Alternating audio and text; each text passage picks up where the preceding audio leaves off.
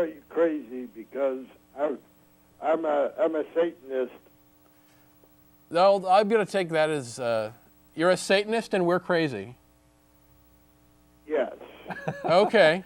Well, a lot of people would say the same thing about you. I mean, a lot of people would take the, I think we've said this before on this program, I don't view Satanists as really all that distinct from Christians because they believe basically in the same supernatural universe. Yeah, I think it's just silly. I mean, no offense, but it comes across as very childish and contrarian. I guess, why are you a Satanist and what do you believe, Daniel?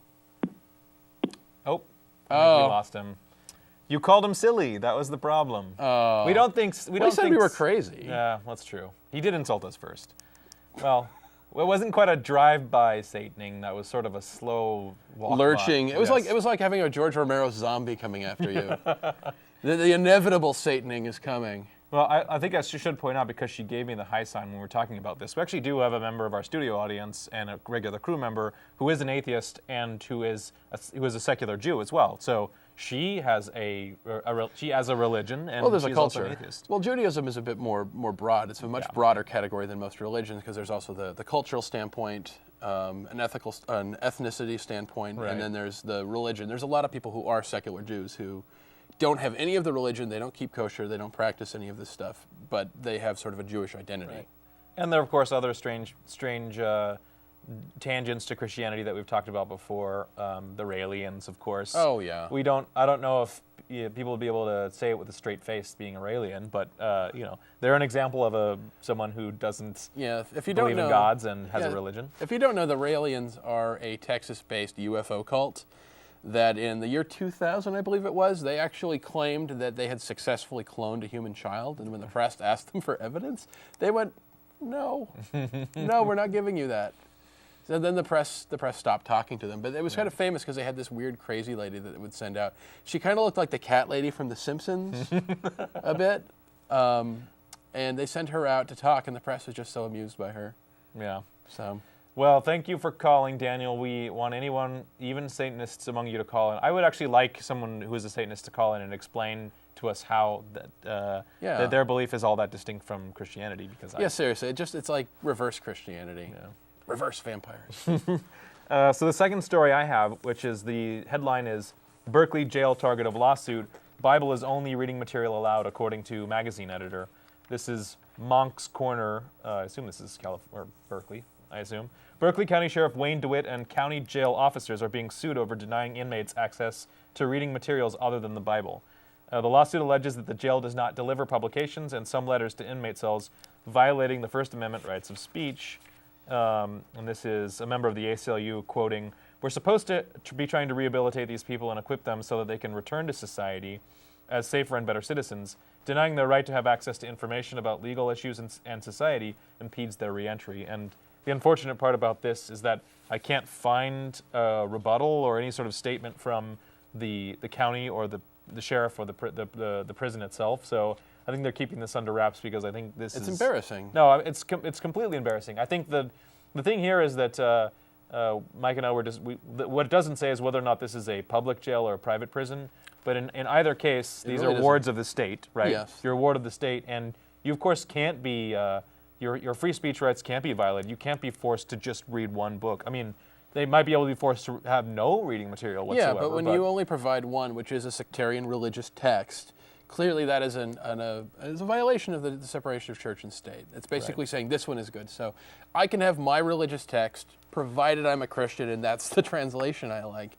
However, if I'm a Jew, a Muslim, a Buddhist, a Hindu, an atheist, anything, I can't have anything that speaks to me religiously or philosophically. And by default, that is basically de facto the prison basically having an endorsing and sort of making an official religious stance that it can't have. I don't care if it's a private prison or not. Those, like you said, they're wards of the state. It's not like a private school. It's not like you can choose, like, I want to go to the Christian prison. It just doesn't work that way. I'm sorry. It's but it's amazing. And the thing, though, is that the people who do a lot of stuff, like you said, they didn't have an official response, because any response they give is going to look bad. There is no justification for that. And honestly, in this country, Christianity has had such a free ride from criticism and it's weird ability to be treated as sort of this default status for everybody unless you state something else has gone unanswered for so long. That honestly is what is important about, one, the atheist movement, is to sort of point out that Christian privilege and say, no, your rights are not being violated if you don't have the ability to enforce them on other people. And it's ridiculous. Yeah. Well, I wish there was more to this story, but I think it said actually here that this same prison, this is actually the 12th similar suit being filed on to this particular prison, I think. So this is obviously not the first time this has actually happened, and I'm wondering why it's still happening. But more on this story. We'll keep tracking this story for you, our viewers.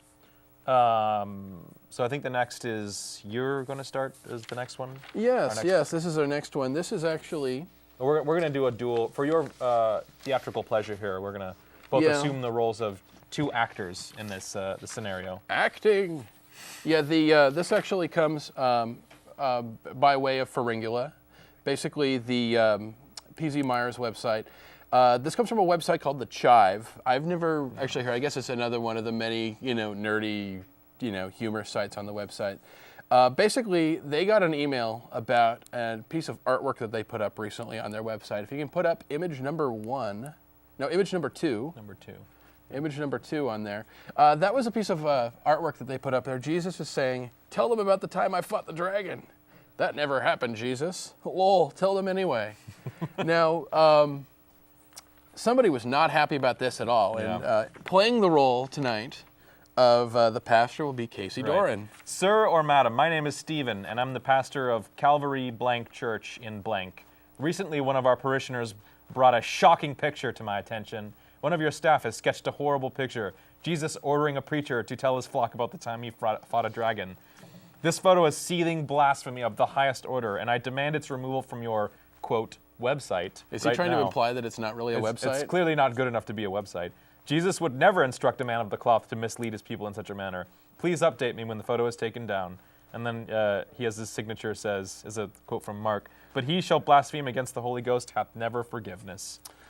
Yeah, go ahead. This is the response from the Chive website. Stephen, nice to meet you. Here at the Chive, we don't have any artists on staff that draw pictures. That sketch is actually from the Bible, specifically the updated illustrated New American Standard Bible, 1995. It's a lesser-known parable from the book of Matthew talking about how Jesus had a sense of humor and liked to prank locals on his days off. Here's another photo. Let me see here. Put up image number 3. Ah, yes, found it. I'll attach and post it on the Chive tomorrow. So full of win. Thanks for the reminder, Stephen. Now that's a woman giving a haircut to somebody and Jesus standing over her shoulder, and Jesus says, "Do a Batman symbol." She's like, "Go away, Jesus." And at the bottom of that, he has a quote of his own rather than something from the Bible. He simply has a quote, "Ray, when someone asks you if you're a god, you say yes!" And that's from Winston Zedmore. Ghostbusters. Excellent. Well, this is one of those great things that, there's more, right? Yes, this is a response. This is the pastor's response. John, do not attempt to post any more incendiary Jesus photos, or you will face the united protest of our parishioners, and we will put your website under immediate scrutiny using any/all available resources. Which resources? This is not a battle worth fighting. Jesus is not here to be satirized for the amusement of heathens. Again, we live in a free society. Deal with it. It's just bizarre. So anyways, we actually have another phone call. Rich from Shoreline. What have you for us today? Well, guys, I'm listening to, obviously, a show. You guys are very articulate. It's all good. Our gentleman about the Satanists, and I'm neither a Satanist nor an atheist, but I'm not really a believer either. So anyway, the point I'm going to make is that while contemplating all of the different things, the universe and why are we here and all these different things, I get to thinking about the Bible and then about, again, people who might believe in Satanism or Christianity or whatever. And I think about the Bible as any other history book, and it's always written by the people who win the wars. So if you want to take the Satanist point of view, that, well, okay, you're going to follow Satanism, he's just the poor guy who maybe lost a war, if there in fact was one, between God and Satan, and he's just a poor schmuck that lost the war. So guess what? God gets to write the history book.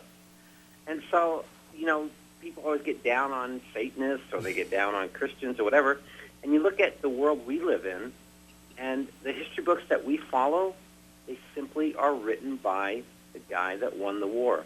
The other person on the other side wasn't the bad guy. He just lost the war.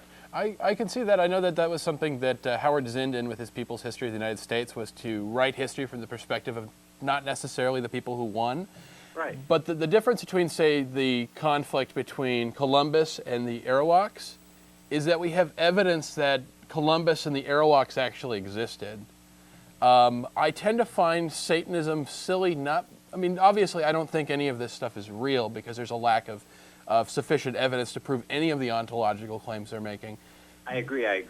But on the other hand, a lot of people that I've talked to who tend to be Satanists tend to be sort of rejecting something just to be provocative. Yeah. A lot of the time, that it isn't like there's something about Satan that just grabs their heart and makes them want to take Satan into their home, or any of that usual nonsense that people kind of spout out. But I all I see is basically a need to sort of rebel, and it just comes across as sort of childish and silly. And it's not to say that that there aren't people who could have possibly been taking it seriously, and that there are people who have a sincere belief about the tenets of Satanism, whatever they may be. I'm woefully ignorant about precisely what the sort of post-LaVey Satanism actually represents as far as a lifestyle. Most of the Satanists, at least the people who proclaim Satan or in some way, usually do it in a tongue-in-cheek manner too. Yeah. Sort of in a Tenacious D sort of like Hail Satan, heavy metal sort of way. But that doesn't dismiss the fact that there might be actual Satanists. I mean, sincere Satanists, and not kind of rebellious youths and just people who are doing it ironically. I think, as far as reading a narrative and then trying to read its counter-narrative, Beowulf and Grendel are probably much more entertaining than reading the Satanist Bible and the regular Bible. Yeah. I mean, if we're just talking about stories, and I think that we are just talking about stories. Yeah, there's actually there are more interesting ways to view a conflict. Yeah, there's also the children's book that shows the wolf's perspective on the three little pigs. That's what Wicked is. That's basically the witch's perspective on the Wizard of Oz. Right. But nobody really takes that as, well, that's the thing, is that no one else accepts any of these other things like Grendel and Beowulf as history. Mm-hmm. For me, a lot of it is, regardless of the ethical value of these various religions, the only thing that really matters to me is if it's true or not. Yeah. Well, and you're right about that. The only thing that matters is whether it's true or not. But then as a human psyche, we can believe in things as long as it doesn't harm or misguide us, right? Well, if you're believing in something false, isn't that... I'm sorry to interrupt. If you're believing something false, isn't that necessarily misguiding yourself? Well, it is and it isn't. I mean, if you believe it to the point where it causes you to make decisions that change your life and causes you to view other people in, say, bad ways, then sure, it's a bad thing. But if it allows you to, say, live in, what's that phrase, looking at life through rose-colored glasses, as long as it helps you in your little walk through this world that we live in without, again, adversely affecting your rational decision-making abilities, right? Well, let people live and let live, right? I think we always say, I think there's this sort of thing said where there are people who talk about their own faith, usually in Christianity, and this is in America, where they say, well, I believe that I get my sense of right or wrong from God, and if I didn't have God, then I would just go around killing and stealing. And I don't believe them when they say that, though. I don't believe them either, but, this falls into the category of, well, I don't want religion to be abolished from the earth, because if that were true, I would much rather you believe in a God than don't. If you not having God in your life meant that you went around and murder everyone. I am with you in that I don't agree that that's actually ingenuous. I don't think that's true. I think that if most people who believed in a God and they felt they got their morality from that God got evidence tomorrow that it wouldn't, I think most people would act pretty much the same as they do now.